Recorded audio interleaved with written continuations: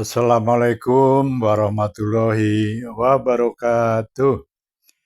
Saudara-saudara sekalian, dimanapun Anda berada, saya doakan semoga Anda semua dalam keadaan sehat walafiat, tidak kurang suatu apa, selalu dalam lindungan Allah Subhanahu wa Ta'ala. Saudara-saudara, di dalam video ini kita cukup senang ya. Ini video yang cukup menggembirakan, di mana jawara-jawara Betawi sekarang kompak dan sepakat meninggalkan Habib-Habib klan Balawi, ya, Habib-Habib imigran Yaman. Jadi nggak seperti dulu lagi yang seolah-olah menjadi patron atau panutan daripada jawara-jawara Betawi itu ke Habib. Sekarang mereka sudah meninggalkan Habib-Habib dan ada ikrarnya yang menyatakan sepakat dan kompak akan meninggalkan para Habib. Nah, begitulah kalau orang pintar begitu ya. Jadi nggak ngeyelan, nggak bebal, nggak taklid buta, tapi terus berpikir setelah ketemu bahwa ini yang benar, langsung putuskan ya, dan ambil sikap dan juga sepakat untuk meninggalkan selama ini yang mereka anggap benar ternyata salah dan keliru. Di video ini juga ada wawancara antara wartawan TV Pada Suka ya dengan seorang ulama atau kiai dari Betawi ya, Jakarta asli ini.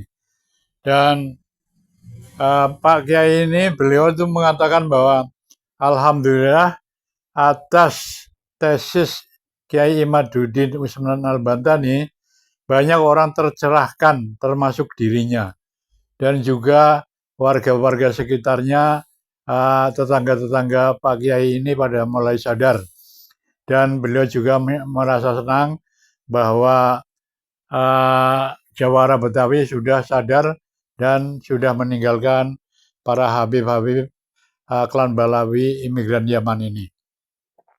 Kita juga sebagai rakyat Indonesia walaupun jauh dari Jakarta ikut merasakan senang ya, alhamdulillah wa syukurillah, bahwa semakin hari semakin kesini semakin banyak orang yang sadar.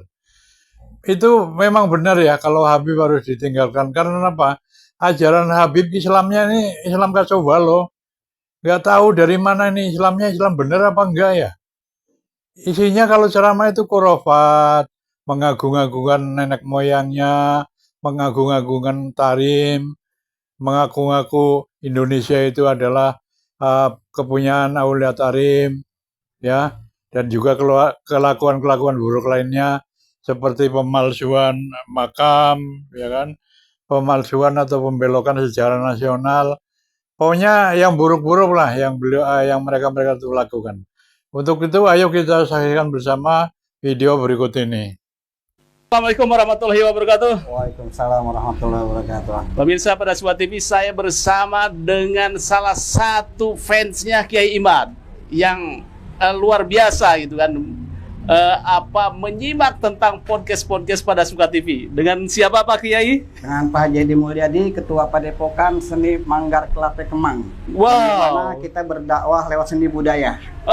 Kemang Jakarta kan? Jakarta Selatan, yang setiap tahun kita bikin acara event festival Palang Pintu, Pak. Wah, itu ya. Palang Pintu, ces. Ya.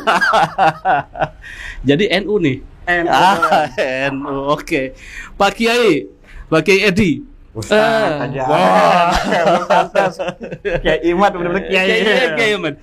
Itu saya dengar bahwa Anda itu selalu menyimak ini podcast saya di Pada Suka TV, terutama tentang Kiai Imad ini. Ini gimana nih Anda melihatnya? Betul, luar biasa kali Pada Suka. Saya salah satu penggemar Pada Suka dan Kiai Imaduddin yang luar biasa, yang hari ini membuka cakrawala bebas berpikir dan memberikan suatu kedewasaan dalam berpikir dan juga membuka mata batin kita dan mata kita yang sebenarnya. Kenapa?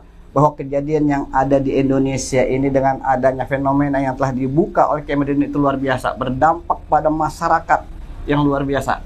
Oke, kajian Kiai Imad adalah tentang membongkar nasab Balawi, yaitu Di situ kajiannya termasuk bukunya ini ada yang tebal Betul, iya. 600 jilid 600-an. hampir 700 yaitu Betul. membongkar tentang nasab Alawi yang menurut Kiai Imad tidak tersambung nasabnya ke Rasulullah. Nah, ini menurut Anda ini mencerahkan apa membodohkan masyarakat? Sangat mencerahkan. Karena apa? Dengan data-data yang disampaikan Kiai Imad itu secara logis betul.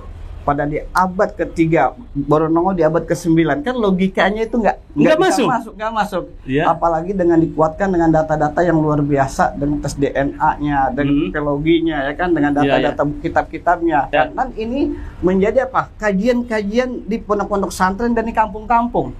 Sekarang masyarakat ini sudah mulai buka matanya. Dengan adanya kajian ini, akhirnya mereka mau belajar mengkaji yang dulu itu ilmu nasab itu tidak begitu diperhitungkan, sekarang luar biasa menjadi suatu ilmu yang menjadi favorit, ya kan? Oh iya, jadi perbincangan di masyarakat. Perbincangan di masyarakat, jangan kan itu di kampung-kampung sendiri, di musola atau di tempat pengajian itu terjadi diskusi-diskusi. Itu bahas tentang Bahasa tentang nasab Alawi. Alawi, ya kan?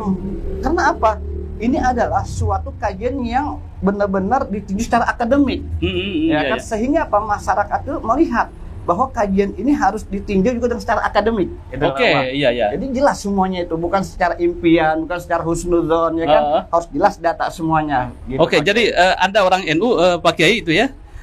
Jadi yakin bahwa kajian Kiai Imad itu mendekati kebenaran. Bukan mendekati, memang sudah benar. Oh, menurut benar. Yakin itu? Yakin sekali, hakul yakin dan ainul yakin. Nah, oke, dampak terhadap Anda nih khususnya, kemudian juga masyarakat sekitar Anda itu bagaimana? Terutama di daerah Kemang itu. Ya, dampaknya bahwa masyarakat ini istilahnya hanya menghormati orang-orang yang punya akhlak dan berilmu. Iya, setuju saya. Karena bagaimanapun mereka juga bagian daripada bangsa Indonesia. Iya. Tetapi ya kan kita melihat fenomena yang ada, para habaib ini yang melakukan dawir, melakukan hal-hal yang sifatnya merugikan masyarakat, oknum lah ya. Oknumnya ini, mereka ini harus diluruskan, dan juga harus diingatkan. Hati-hati ini bangsa Indonesia, bangsa yang keramat ini. Wah, iya. Jadi orang Betawi itu kan patronnya adalah habaib itu ya. Ini ada pergeseran ini di masyarakat Betawi, terutama khususnya nih di sekitar masyarakat Pak Kiai itu. Ya, memang sekitarnya. Memang masih ada, tetapi tidak mempunyai dampak efek.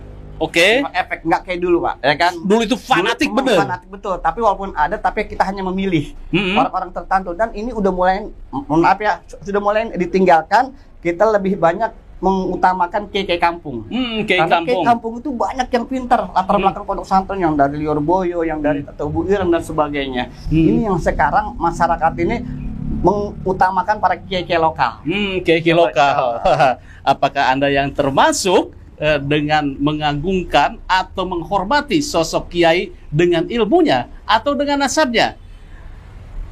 Komen ya, tulis komentarnya di sini. Oke, lanjut Pak Kiai. Ya. Nah, keseharian berarti Pak Kiai itu sebagai yayasan palang pintu atau bagaimana itu? Jadi mohon maaf, saya bukan kiai. Oh, iya. Saya hanya guru ustadz biasa. Oh, ibu-ibu, ya kiai kan ada di Solo juga ada Kiai Selamat itu. Karena kiai itu keramat ya, sesuatu harus menguasai ilmu secara utuhnya. Jadi dengan adanya kajian Kiai Imad ini yang saya ikuti selama 3 tahun, apalagi pada suka yang luar biasa, memberikan pencerahan informasi kepada masyarakat, sehingga apa? Kita akan mau belajar kembali dan melihat dengan secara akal yang sehat. Semua itu harus dengan data, semua itu harus dengan informasi yang jelas. Bukan hanya kita husnuzon, tetapi harus jelas kajian ini. Karena apa? Kalau kita berbicara secara akal sehat, kita akan mengakui kajian Kiai Modern, apalagi mahasiswa dari IAIN Sunan Syarif Hidayatullah yang kemarin saya bahas S2-nya itu sudah melakukan tesis ya. Ini kan satu jawaban. Mohon maaf, di kalangan mereka dianggap ini tidak ilmiah. Pembahasan bahasa tidak ilmiah ini menurut mereka yang bagaimana, ya kan? Ketidakilmuan secara akademik atau secara mereka gitu kan. Sedangkan ilmiah itu sudah ada standarisasinya secara universitas itu kan. Gitu. Sudah ketemu dengan Kiai Imad? Belum, baru belum ketemu dulu 3 tahun yang lalu. Saya sempat diajak bicara ya kan Kiai Imad Sehingga saya itu satu kebanggaan buat saya, ya kan? Tetapi doa saya selalu buat Kiai Imad biar sehat dan sukses sehingga Pak bisa mencerahkan bangsa Indonesia ini, dan mobil khusus pada suka selalu istiqomah memberikan hal yang benar kepada masyarakat. Suara Sehat kebenaran. semua. Suara kebenaran. Oke. Kalau bukan kita siapa lagi? Iya. Oke, terima kasih Ustadz. Sama-sama. Sukses selalu. Ini Ustadz Sama-sama. Pak Edi, Haji Edi ini yang konsisten untuk memelihara budaya Betawi, yaitu Iya. palang pintu. Nah, saya tadi sebelum datang kemari ke Iya. pada suka, saya nonton dulu tuh ketika dia mengkomentari tentang Ya, apa gue bilang? Di Betawi itu udah nggak kayak dulu, nggak fanatik. Kalau dulu mungkin iya menghormati Habib itu karena percaya mereka itu keturunan Nabi. Kalau sekarang kagak. Kalau sekarang mah ya cuma sebatas ya ngormatin aja, kalau emang dia berilmu ya udah. Sebagaimana kita ngormatin kiai atau ustadz kampung kayak gitu.